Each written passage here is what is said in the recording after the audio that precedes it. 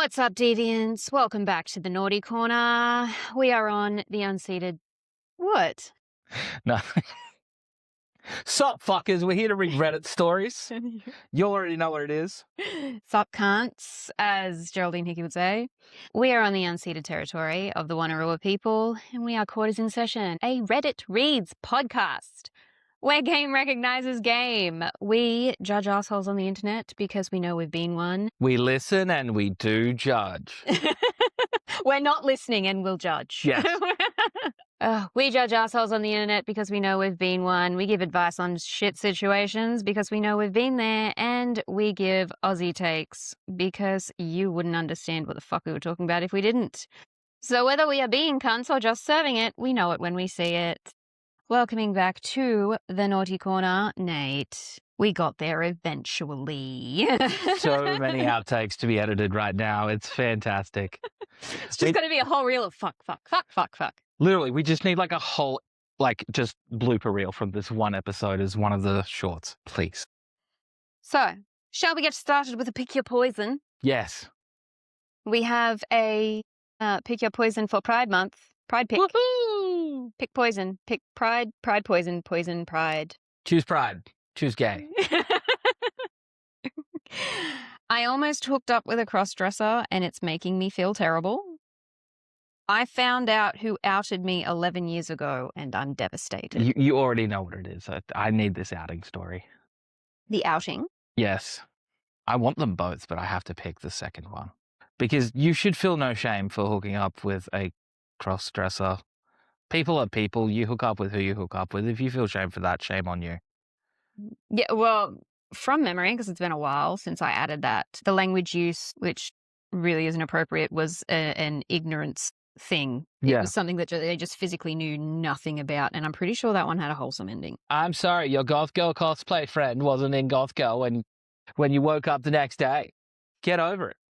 I found out who outed me 11 years ago, and I'm devastated. It was definitely apparent. So basically, I, 30 male, am gay, and am from a family who doesn't believe in that lifestyle, to put it kindly. I was outed when I was 19 and basically lost everything overnight. My whole family was sent drunken photos of me making out with guys at a pool party, basically, and yeah, I was never able to figure out who did it and really spiraled. My family kicked me out and I moved in with one of my friends at the time, now 35 male, then 24. He really helped me get on my feet and became one of the closest people to me. One thing led to another and we basically started a romantic relationship. We ended up breaking up for different reasons a few years back and have been pretty off and on since. And it's been a bit of a mess, but I guess I always had this white knight who saved me when I was down view of him. So I let him off the hook easy. Anyway, the other night we got pretty smashed at a party and got into an argument. I ended up going home with him anyway and we had one of those drunken oversharing moments. We've all been there. I've been emotional lately because I found out from one of my cousins who still secretly talks to me. My brother passed and I just don't have any closure. And none of my family even thought to reach out to let me know. I guess a part of me thought that somehow they'd come around eventually. I know I should hate them, but it's complicated. I just wished things hadn't gone down the way they had. I basically told him the same thing through tears and that's when he dropped the bomb. I can't remember word for word, but he tried to argue my life's better now that I'm out of the closet and I'd be miserable if I hadn't come out, and if I hadn't gotten the push, I'd still be living a lie. Something clicked in my brain and I asked him if it was him. And he denied it, but not in a very convincing way. We started to argue and he did end up admitting to it eventually, but basically arguing he did it for me and he saved me and blah, blah, blah. He always brings up the argument of how he took me in when I had no one, and that's always worked on me, but now I find out you basically orchestrated that. Suddenly, someone I viewed as a savior morphed into my worst nightmare in front of my face. Feel like I instantly sobered up and didn't end up getting any sleep. I'm still sick to my stomach about it. I'm suddenly very afraid of the person. If you went that far to hurt me, when you weren't even mad at me, what will you do if you are mad? Oh, The next my morning, Lord. I could tell he didn't fully remember what had gone down, but seemed to be paranoid, like he remembered bits and pieces, but wasn't sure if he told me or not. I pretended I didn't remember anything and went home. He's texting me the way he does when he's anxious, and I'm not responding as of now. I know I need a clean break from this person, but just had to get this out there, and it's easy to tell strangers at this point. I know my family sucks, but if you aren't gay, it's hard to describe how bad being outed is and how it can be dangerous sometimes. I should have been able to come out on my own terms, and he took that from me.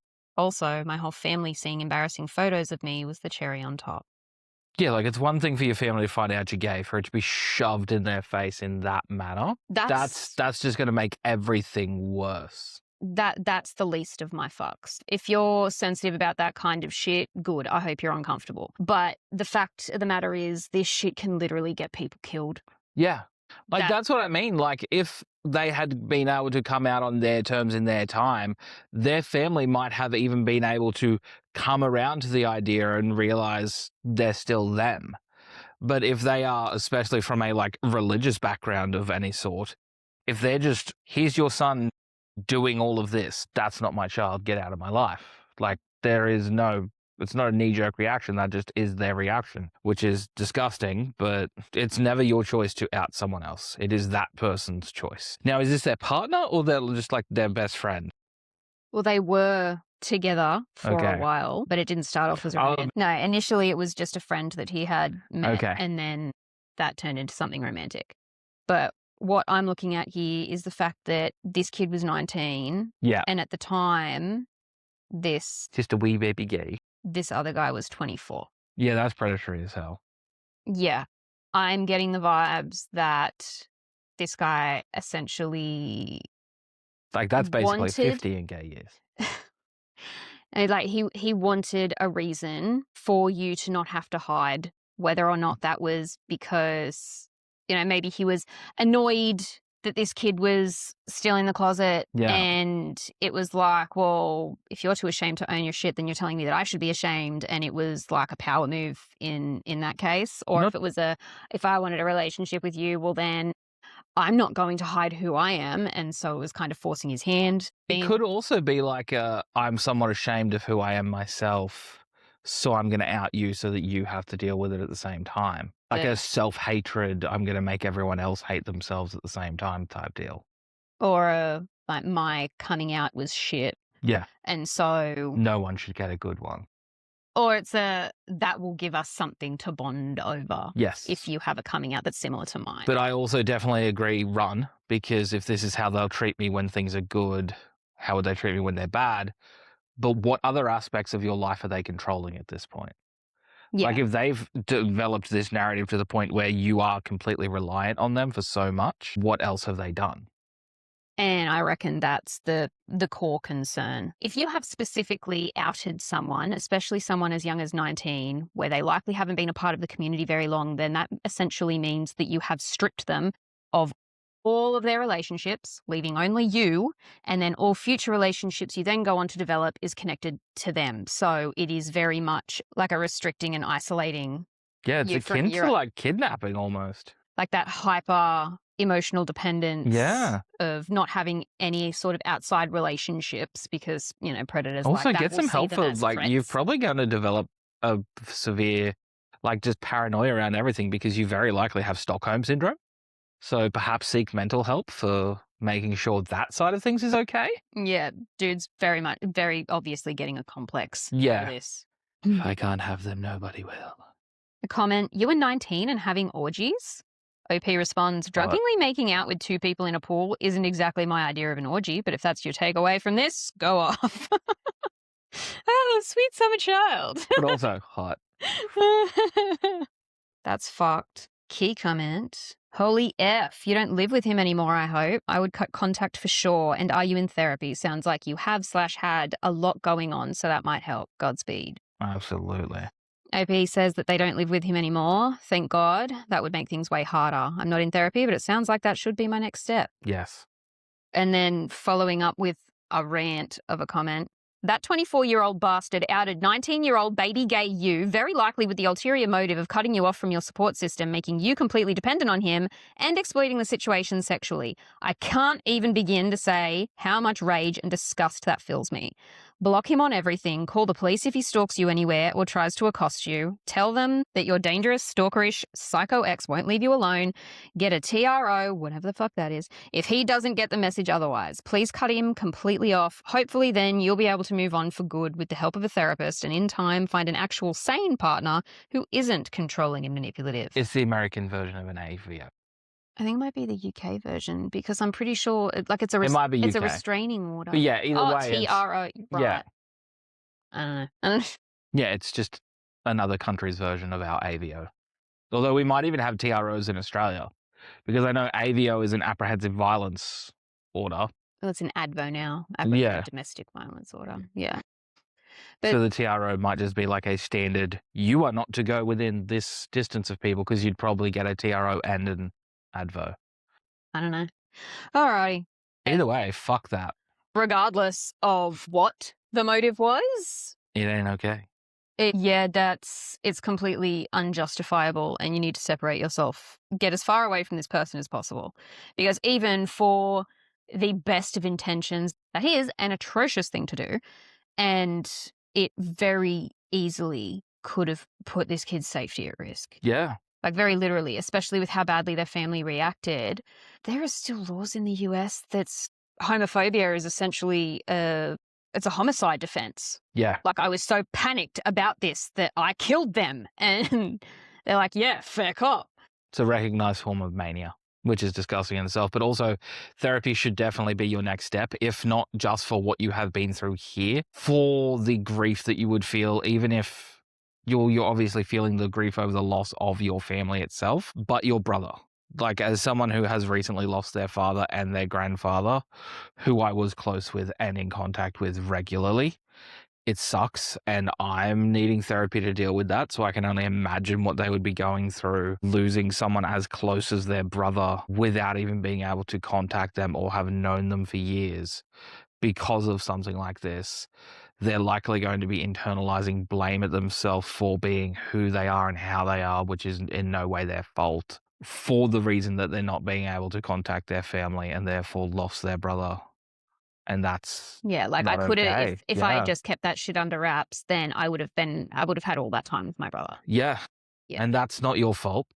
It's no one's fault.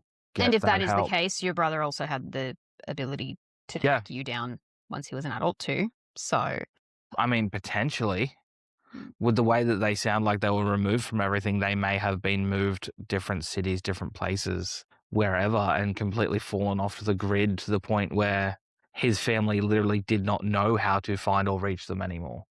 I doubt it. That post was only October of last year. So Yeah. even with a Yeah, but if 10-year difference, like, that was only 2015, man. Like, Instagram had been around the block of time or two by that point. Yes, but name changes are also so prevalent within the LGBTQ community, especially when you go through something as traumatic as your family abandoning you. You may just create a whole new personality, whole new persona, whole You new reinvent life. yourself to start again. So they may not be able to find you at all anymore. Mm. And it may also be the fear of them finding you that caused that. Yeah. But I definitely get what he means when he says, that I'll never get closure now. Yeah. Like, we There know will how I always feel be about that what closure. if. And it sucks. I really hope he gets past it and fucks that guy off. And has all the orgies with 2 guys in hot tubs that they want. Well, dickhead can fuck a cactus. Yes. Many cactuses. Cacti. Cacti for that guy. Alrighty, let's move on to some fair call, mate. Step 1, man versus bear. Coming from... All I can think of is the Gruen ad that you sent me the meme of. Now we have to fear that the bear is the man. Yes, John West recently brought out an ad where this little baby bear is showing his mum a fishy he caught, and it's all very cute. And then the mum, like, unzips herself, and it's just a dude in a bear suit. And given the whole, if you're in a woods, would you rather find yourself in the woods alone with a man or a bear, and all the women choosing a bear, and now we have to fucking worry about whether or not the bear is just a man in a fucking bear suit? I'm outraged that on Gruen they didn't raise that. Yeah. Which just goes to show how out of touch the ABC is with the youth, because they Correct. fucking would have raised it. Yes. Had any of them known what man versus bear was. Either that or they were too worried that Will would get on such a rant about bears being the large, hairy man variety. Oh. And the ABC's progressive, but not that progressive. Well, it's bears are a common touch point for comedians. Like, even the head of the comedy writers group, shout out to Marcel, he had a song about bears in his Major Raw set that kind of launched him. So it's just this thing about comedians and bears, man.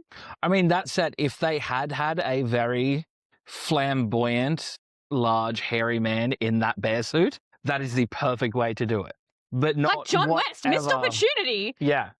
Like, you don't have a bear getting out of the bear suit. So this is coming from the Facebook page. This is Faye propaganda, if I ever saw it. And it is essentially, it's a screenshot of a comment that has then been tweeted. So Mark McElligott says, as a man, I have to say, if I see a woman alone in the woods, I'm much more wary. A man belongs in the woods, doing manly woodsy things like building a cabin, hunting, clearing land, camping, fishing. He fucking stole that baby bear's fish. He was the guy in the bear suit. A woman lurking alone in the woods is looking for a sacrifice for her coven. Screw the bear. I see a woman, I'm gone. I mean, fair. Yeah. I get it. Yeah. But also it's like kind of being on a ship and seeing a siren. It's like, this is how I go, this is how I go. I mean, that is my point, is take me away.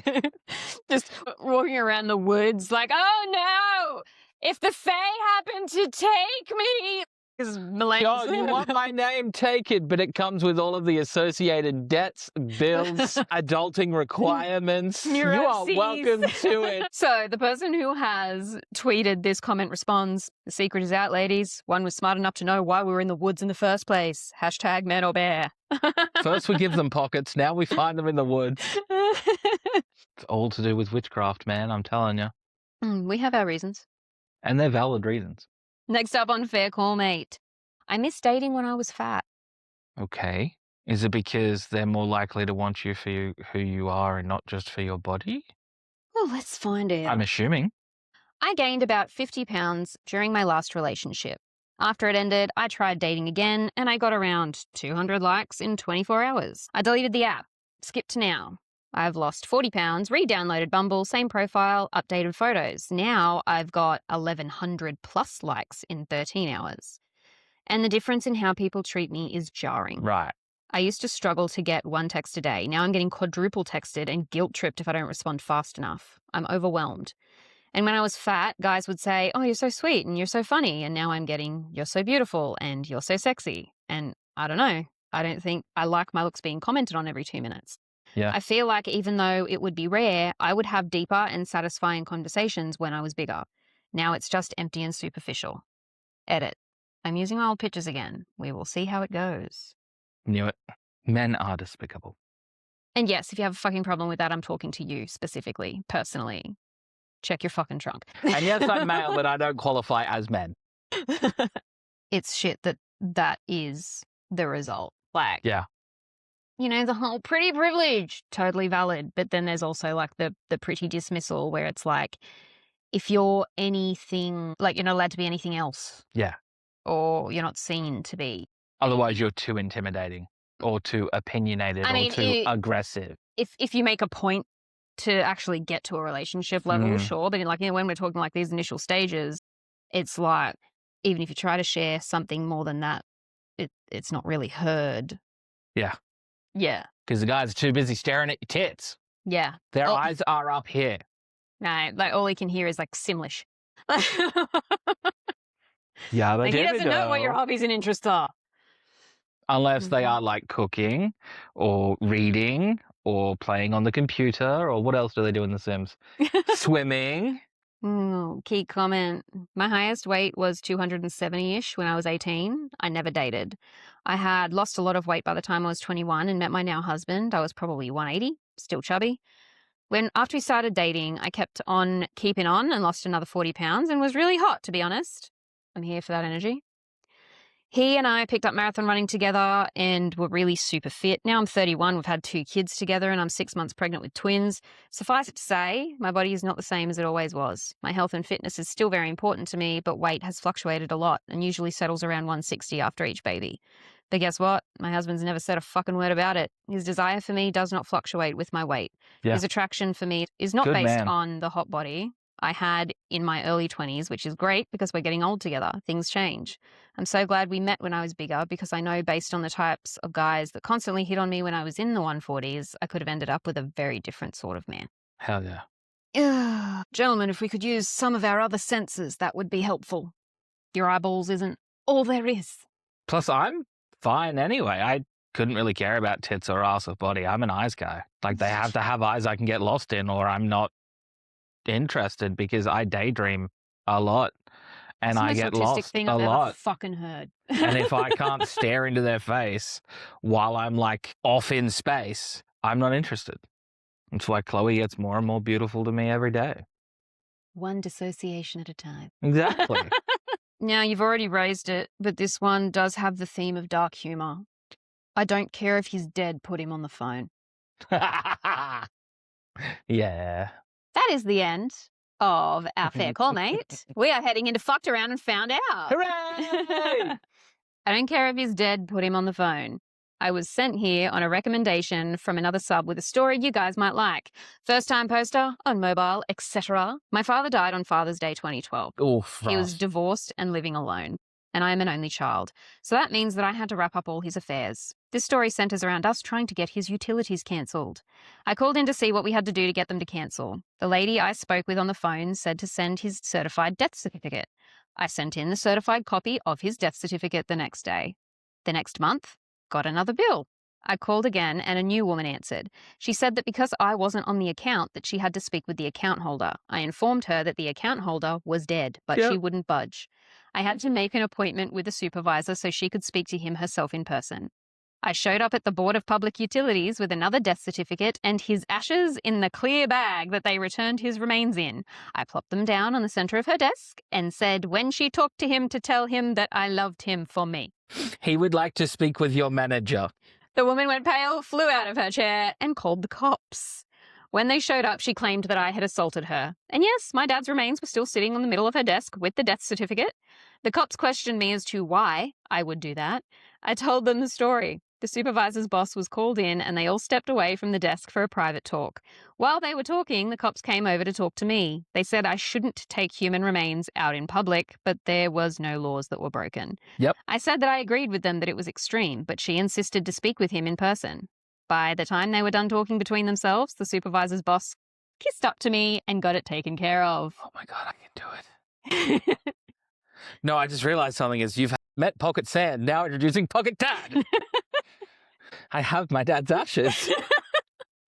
I feel like that would be a crime. I mean, not if I do it to my siblings, then it's just uncouth. Well, then it's just sibling justice. Yeah. Then that's literally just wait till I tell your dad.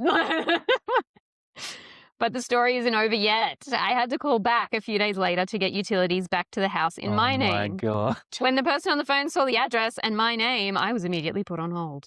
The supervisor's boss that finally helped me got on the phone. She sucked up to me and waived all the fees that come with setting up utilities. Yeah. Just as the call was ending, she informed me that she was again so sorry for the employee's lack of compassion. Yeah. She said that the employee was terminated. Good. And again, she is so very sorry. I mean, I'm hoping termination just means fired and she hasn't joined her father to have a conversation with HR. Hey, you wanted to talk to me face to face. That was your choice. And I'm assuming by dumped his remains on the desk, she didn't just empty the urn out No, on it was the tied up baggie. Yeah, that's fine. Like goldfish style. That's fine, as long as she hasn't just dumped it. Like, oh, you need to speak to him face to face? Pocket Dad. But still, that's fine. She's not dumping remains anywhere. She's just, here he is. You wanted to talk to I him? would have took it Tell him I love him. one step further and put a my name is Kevin sticker on the bag or whatever. My dad's name was Kevin. Hi, I'm Kevin. So I would have had it, yeah, on the bag, dressed the bag up in one of his favorite T-shirts. Draw a smiley face on it. Your eyes are all over the place. They're Yes. telling me that you've gotten too many ideas. Possibly. Oh, God. My siblings are going to hate me. And it's entirely your fault. Last one for fucked around and found out. Dickish kid doesn't give up train seat. So I make him. Good. I hope he falls flat on his face. Fuck that kid. Coming from r/petty revenge. So I, 22 male, had to take the metro to go somewhere today, and it was pretty full, but I noticed there was a teenager, 16, male, taking up 5 spaces with his bag and him laying down, Oh, and he fuck was that playing kid. music loudly with his phone. I politely asked him to move his bag so I could sit, and he rolled his eyes, smirked, and said, "Nah, I don't think so, man." This annoyed me greatly, and if it weren't for his tone and the music, I probably wouldn't have escalated harder, but I grabbed his bag, felt the weight to check for electronics, and then threw it somewhere further along the train. Of course, he instantly got mad and asked me what the fuck I was doing, and that I better go get his bag. Then I just told him he could either fight me or go get his bag himself. Unfortunately, I'm 90 kilos and pretty strong, and he was some lanky teenager. I don't think he expected that, but after 5 seconds, he went to get his bag. Yep. I took the space and invited the other standing people to go sit down. He came back to no space and started yelling at us. I reminded him again that the only way I would move is if he would start a fight with me. Again, he seemed to consider, but ended up storming away eventually. Yep. I get that I'm kind of a bully in this situation, but No, you are man, not. some people just need to learn that the world doesn't cater to them. Like, yeah, like if you are a bully, it's like vigilante justice. Yeah, thing. fuck that. Like I am you're 100% bullying in down the with name of bully the good. bullies. It's like evil powers. Like, sure, you can have inherently evil powers, but if you can use them for good, that's still a good Absolutely. thing. That is still a public. You are a public. You are not the servant. hero that train needed. You are the hero that train deserved. I mean, it's the hero. There's 5 other people that now get to have a seat needed. Correct. This also screams Australia. Well, Metro. Our trains aren't called Metro. Yeah, but I know plenty of fucking Eshays that are going to do this shit on trains. They're probably not even paying for a train ticket. They're just jumping that bitch. The amount of kids that Like, if need the kid to was learn laying down, I'd probably sit on them. I'd be like, oh no, don't what break it your feels ankle. How like to be unfortunate. punched in the face. Like, I don't care how old you are. If you want to square up to me, I will swing. It's as simple as that. You want to go? Because I'm out here running in the dark. Go ahead. Which one of me do you want? Yeah, I'm out here running in the dark in my little skirt, wishing a motherfucker would so I can work some shit out on the streets, okay? Absolutely. You are old enough to fuck around, you will find out today. And if you want parents want to have a chat about it, I'll fuck your dad up too. Hell, I'll just fuck your dad. We've been there. I've said it a million We keep circling times. back to the same idea. I'm willing to do it. I'm sorry, but if they're not going to do anything about my future child being bullied, I will. I will not fail this city. And if, for whatever reason, you see my child in that sort of situation, then you are also doing me a parenting service by bullying my child. Absolutely. The amount of times I yeet your children through your house into pillows and beanbags and cushions and like soft areas, but they will be yeeted. They usually come back for a second yeeting, but it's just a game at that point. First one's anger issues. The second one is fun. Wrapping up on fucked around and found out. Am I the asshole for refusing to let my sister move back in after she secretly recorded my therapy session? No. I, 29F, have been in therapy for about a year after a really rough breakup and some family trauma. My therapist does both in-person and telehealth sessions, and I sometimes take the virtual ones at home because I live alone and it feels safe. A few weeks ago, my sister, 26 female, asked to crash at my place for a few days because her roommate kicked her out. I agreed, but I made it clear I'd still need privacy for my therapy sessions. Why'd she kick you out? I've had my sisters move in with me at various points and shit goes down. It's like, sure, but what the fuck did you do? What happened? You're telling me Or maybe the everything. sister's the cunt. That's my whole point. Yeah. Like, I'm sorry, if you're saying you got kicked out of somewhere, you're That suspect. doesn't happen for no reason. Yeah, you're suspect. Tell me. What's going on? The fuck you do? Either you are or they are, but we want the tea. During one of those sessions, my therapist mentioned something painful about my childhood specifically, how my sister's behavior had contributed to my anxiety. I didn't know until later, but my sister had apparently recorded the entire session on her phone from the other room. She confronted me later, saying I was lying about her to strangers and that she had every right to know what I was saying. I was horrified. That session was confidential, and she violated not only my privacy, but also legal and ethical boundaries. Correct. I told her to leave immediately and said she was no longer welcome to stay with me. My parents think I overreacted. They're saying she was hurt and that I should understand her feelings.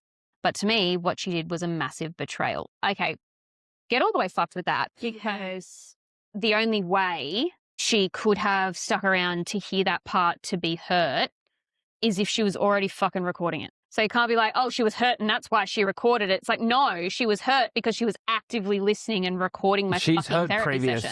sessions. Like, This is not the first time. now my family is pressuring me to let her move back in temporarily because she has nowhere to go. Tough fucking shit. Or she's like up against the wall with like a glass against her ear, old school style. But I've refused. They're calling me cold and selfish. I feel guilty because she's my sister, but also violated and angry. Am I the asshole for standing my ground and refusing to let her stay with me? Hell no, fuck that bitch. Again, paranoia. Like, how? You'd never be able to trust a fucking... Therapists aren't even allowed to legally record your sessions without your express consent. Or because of with court orders and shit. Like, Yeah. No, you are not the asshole in any way. Fuck them, fuck your family. I can understand your family just wanting everyone to get along, but at the same time, no. If they're just going to instantly blame you for what she has done, then she is never going to learn the consequences of her actions. Comments, she can move in with your parents and violate their privacy. Absolutely. It's no wonder her roommate kicked her out. Stand your ground. Now, there are some deleted comments, but the responses to them make me wonder what the fuck was said. Yeah. Because there's a, maybe they've become nudists since they became empty yesterday. I have no idea where that came from. I'm assuming that there was some sort of joke about... Transparency? No, about the sister specifically, like, doing data research on the parents if she was to move in with them. Mother moaned 64% less yesterday than Monday, then 58% more on Friday. Dad, but I went to see my parents on Friday. Well, Oh my God, that sister can get fucked. Like, I'm sorry. To be fair, if I have shit to say about my sisters, I will say it to their face. They will never have to overhear it from someone else. yeah, same. Like, that goes for anybody. If I have a problem with you, I promise you know. I will put a caveat on that. I will often run what I am going to say to them by someone else first, just to make sure I'm not escalating a situation worse than it should be, or I haven't read the situation wrong first. So there are several times that my sisters have messaged me something and I have taken extreme offense and thought they were like calling me the biggest piece of shit on the planet, but they were actually genuinely checking in on how I felt. So I've run it by some friends Well, or yeah, but other even people then, first you're before planning I on just saying- go to them and start throwing shit in their face. That is the only time I will ever talk about a situation about someone behind their back, is to make sure I'm not wrong before I do this. Yeah, I feel like that's The different. second I get my vindication and like justification, it's fucking on. And in the heat of the moment, I'll say whatever I want, but I will make sure that that first message is on point. I wish to cut you surgically deep, but not so you will bleed out instantly. Where's fun in that? Exactly. I want you to simmer and suffer for a few days. Thanks so much for joining us in the Naughty Corner for Quarters in Session. We will see you next time. Hooray!